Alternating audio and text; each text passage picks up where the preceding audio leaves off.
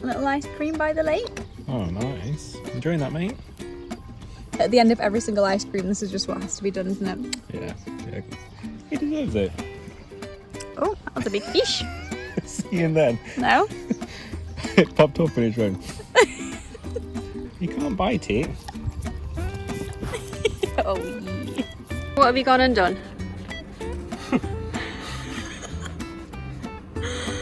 Here to lay in some bird feces. Taking pictures of Bowie. But you're the grubbiest person with shorts I've ever met. Like, you got raspberry jam on them this morning, and now you've 2 places of bird right there and right there. Accidents happen.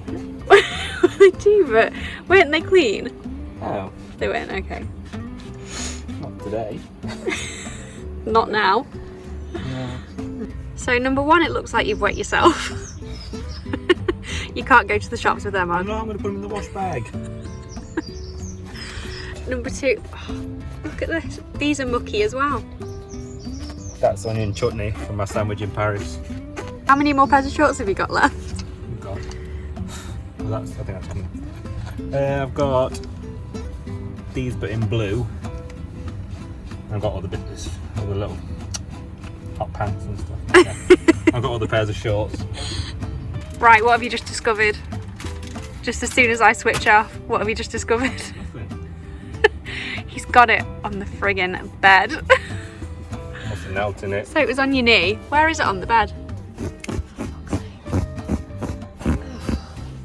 This bird had diarrhea. I don't know. We're parked under probably some kind of falconry or something. We are parked right underneath the trees, but it's a really cute little park up that we had last night. Completely free as well, although I woke up with the worst hay fever. It's right beside a load of grass. Here's the van. And my ride's gone. Life is a winding road, no telling where it goes. Driving through days and nights, won't stop for traffic lights. And I really wanna know, really wanna know. So every night that we have tea, Bowie also has a little treat, don't you? He had his dinner about an hour ago. And then we call them his whizzies. This is a little treat. Can you get one? Come on, Bowie, good boy. Too far away. Aww. Good boy. There we go. And now everybody has a little treat for tea. So on tonight's menu we have ravioli and veggies with pesto, which has pretty much been a staple for basically the whole 3 months, which we have at least twice a week, don't we? It is really good. If I do say so myself. We are alone now as well, aren't we? Yeah, say goodbye to Rowan and Andrew. Yeah. So Until we've got, August. yeah. Come to meet them again. So we've got 1 week left. So this is Mont St Michel. Michel? Yeah. And we were going to come here when we first got here in March, but it was awful torrential rain and weather. So we've come here now and it's a bright blue sunny day. We've driven to Mont St Michel today, and before I say anything, you'll see me for the next 2 months, I don't know how long it lasts, with a tissue because my hay fever is horrific here. So yeah, going back to this isn't going to be fun in England. He's just seen all the pollen on the camera. He was like, oh, look at this.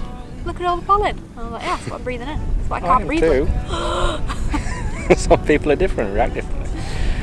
But anyway, so yeah, we're at Mont St Michel. So last time we spoke we was in Paris, and then we've just been taking it easy for the last week just to cover France and then make sure we're back in Calais for the Eurotunnel. Yeah, so that's on Thursday. It's Sunday today. Not 3 days. Bank holiday on Monday in both France and in England. So yeah, it's very busy where we are at the minute. Everybody manning his dog, so Literally. So it's nice just to view from this side anyway, which is good. But yeah, we've parked up about 20-minute, half an hour walk away, and yeah, we've just got a complete view of it, so it's so cool, isn't it? So a few facts for you about Mont St Michel. It was actually thought of in a dream. So sort of like the architect dreamt it, didn't he? And then he built it, which is a little bit like, well actually it's a lot like, Doc Brown from Back to the Future, where he dreams of the flux capacitor. Flux capacitor? Flux capacitor. So yeah, the Mont St Michel is basically the flux capacitor. There we go. Another one is Mont St Michel actually used to be a prison.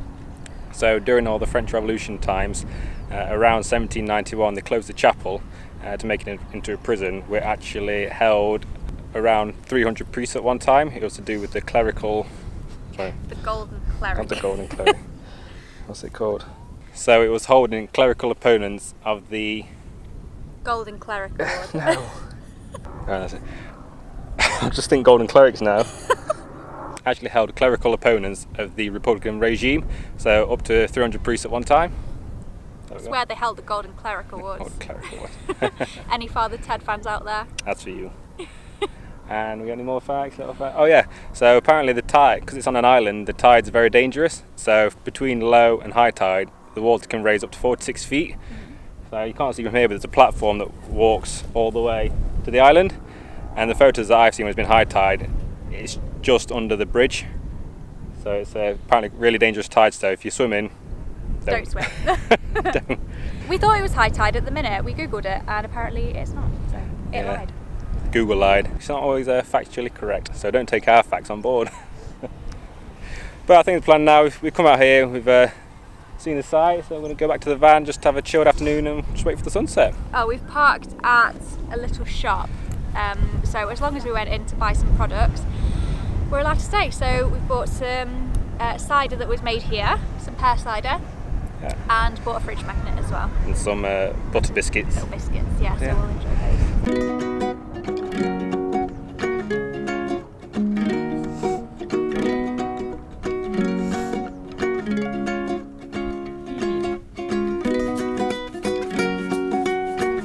So we decided to walk a little bit further. Come here.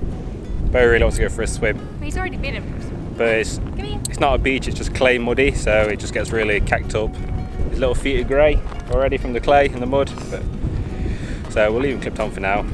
I mean, it's definitely worth a visit just to look at from the outside, even if you don't go in. I mean, I don't know what we're missing, if we are missing anything in fact, but apparently we got told that you couldn't walk around with dogs. Like I say, I think it's just like nicer to see maybe from the outside. Inside I guess it's nice, but it's more just like a forted kind of town, forted city. Yeah, definitely nice from the outside, I'd say. So I think we're just going to hang around here for 10 minutes or so and then get a few pickies and head back to the van. Good boy. Just like that.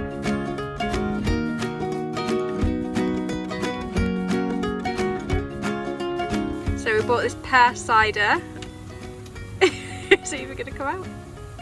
Watch it like crumble. I shouldn't joke because it might. Ooh, worth the wait. So we've bought this pear cider from the shop that we're staying outside of today, from Mont St Michel. There it is, that's our view.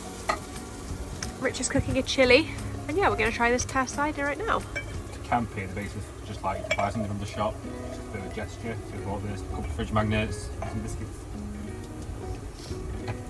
Okay. Yeah. I'll try some. Thanks. Cheers.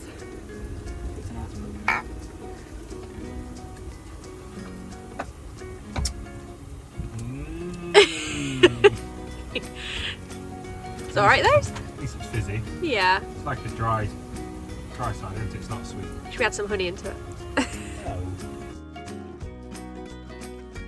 Hey! Hey! Hey! Hey!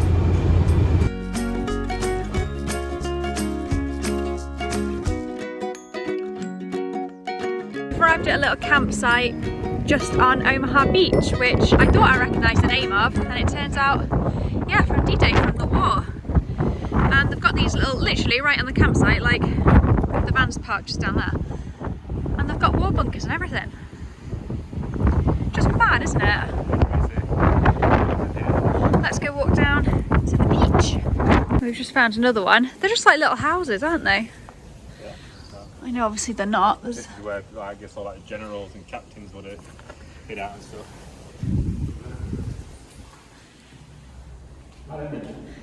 Yeah, considering it's right on a campsite. You're there, got spiders. Put your head up there, you can see like the line through the tunnel. Through the end. Ew. Oh, put your head down. I can see it. I'm not putting it right under because in case one decides to drop on me. Oh, that one there.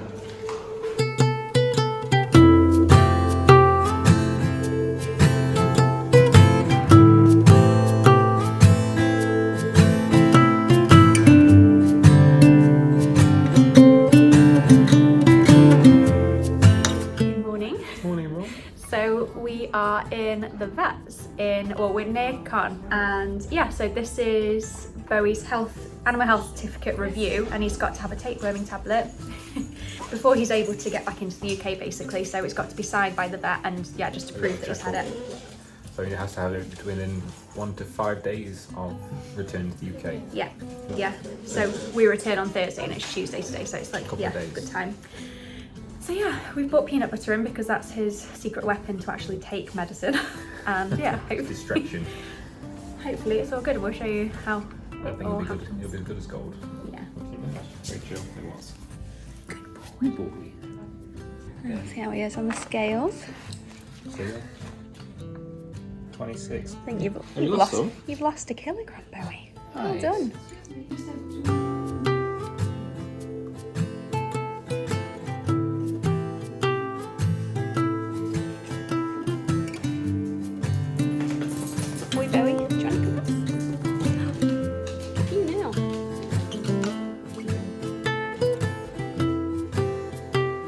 So a relatively quick and easy appointment, if only Bowie would have seen it that way. He's always been scared of vets. I don't know if it's from his first year with the other people or what, but he's always been anxious and nervous going into vets, and sometimes it can come across as very aggressive and snippy and bitey, so we had to put the muzzle on him because the vet looked a bit uncomfortable. And fair enough, I mean, the dog barking and lunging towards her is not very nice. A big dog as well, so yeah, but we had the peanut butter treat, so he took the tablet, which is good, and all the paperwork was signed for. So I managed to get a tiny bit of footage in there, but it was a bit stressful. So yeah, I didn't record the whole thing. It's good to go home now. Yeah. Yep, 2 more days, and then we're off. I mean, we're still going to live in the van when we get home, but still, we're not travelling. So after a traumatising time at the vet, Bowie, which really didn't need to be, it's done. So I just thought I'd show you what we actually did. So this is our animal health certificate. This is if you're coming from the UK, and basically we just had to scan his microchip, which I'll probably blur out.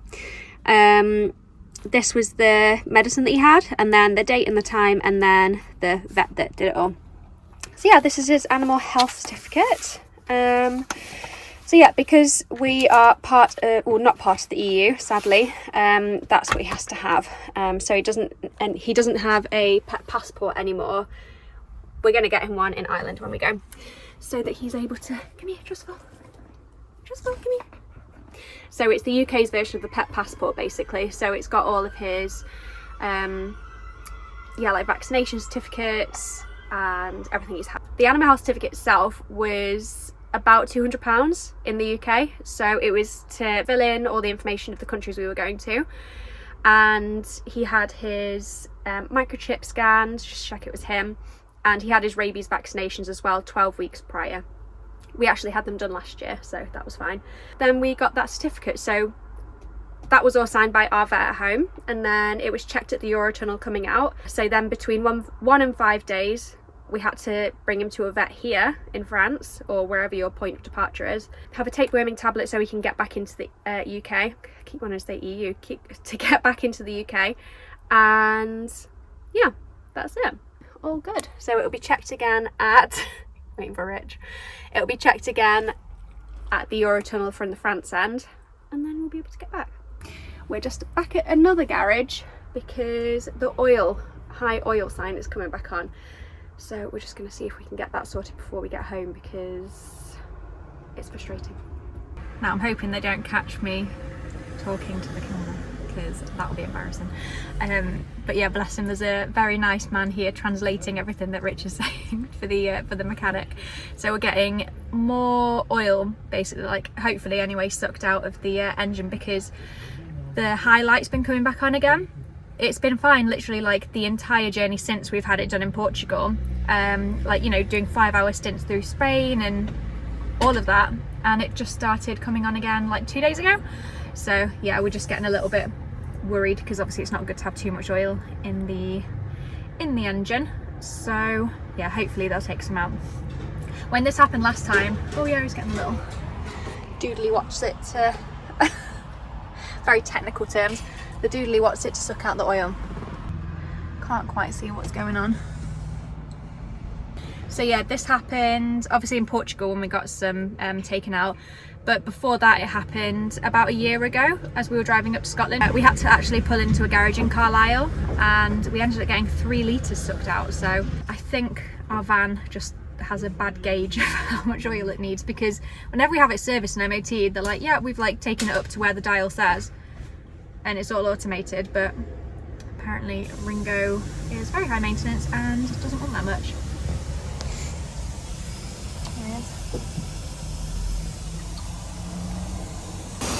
Round 2 of the engine oil removal.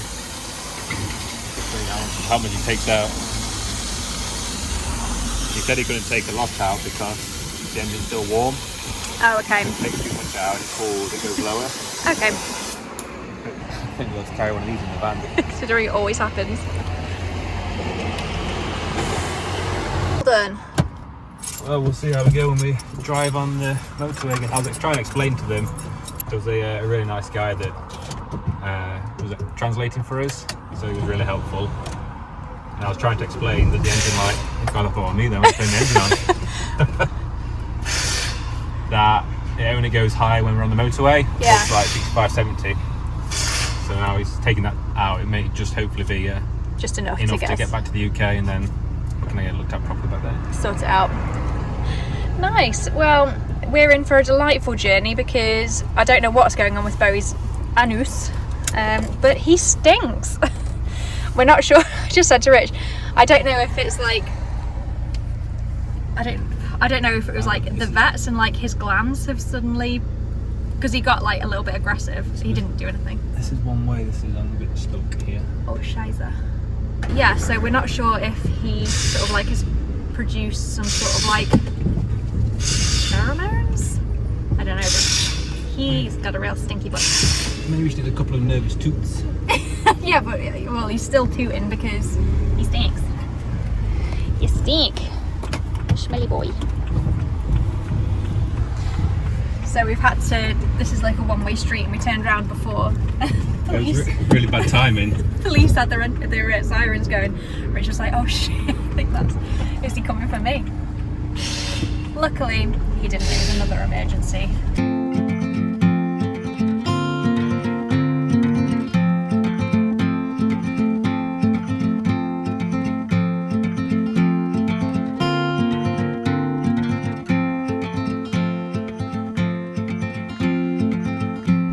Got a twin.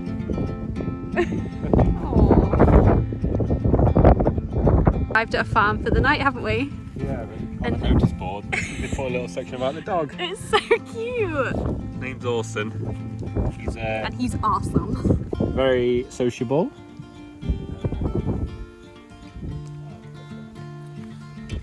Come here then. Aw, hello. Hello. Oh, you're so pretty. Yep. Oh, there he blows. Aww. You smell Bowie? He goes. Aww. No, just don't pee on it. He's got dingleberries. Oh no, does he? Orson. Orson. Come on. Oh, good boy. Got a game of fetch going on. No. You may think this is Bowie, but you'd be wrong. So this is Orson. He's the farm dog for where we're staying tonight. And he's so cute. So we don't know how great he is with how you actually play with a ball, but he's just learned to bring it back, which is really cute. At first he was sort of like just catching it and leaving it where he picked it. But now he's bringing it back. So I think he's like learning off Bowie. You gonna leave it there?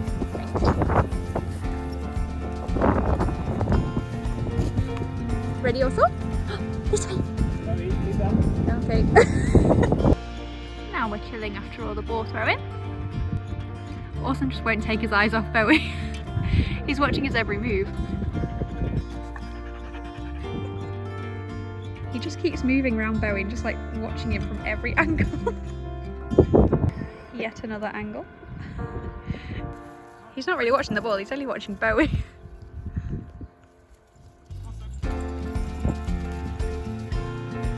So I just found out the hard way, it's electric. It scanned my back. Come on, don't be a wuss. Oh, you touch it then. I just have. Accidentally.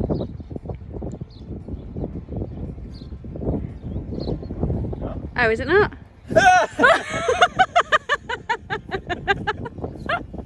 Aww. I thought then, like, oh, is it that? Like the little twisty thing that got me. Did it actually get you? Oh. No, I already had a go. It hurts. No, I'm not having a go. No, it's the second time. It's the second time I've had it done. No. Just had our dinner's entertainment. So now the ball's gone away, they're just playing with each other. We don't quite know the aim of the game here, do we? No, we don't know who's winning. No one's scored any goals yet. They know what they're doing, they know how to play, they know the rules. Yeah. Yeah, not that we know, but if you have kids and you're on holiday and your kids meet other kids at the play park or something, or the beach and just let them to like get on with it. Well, you have a beer. Yeah. Good.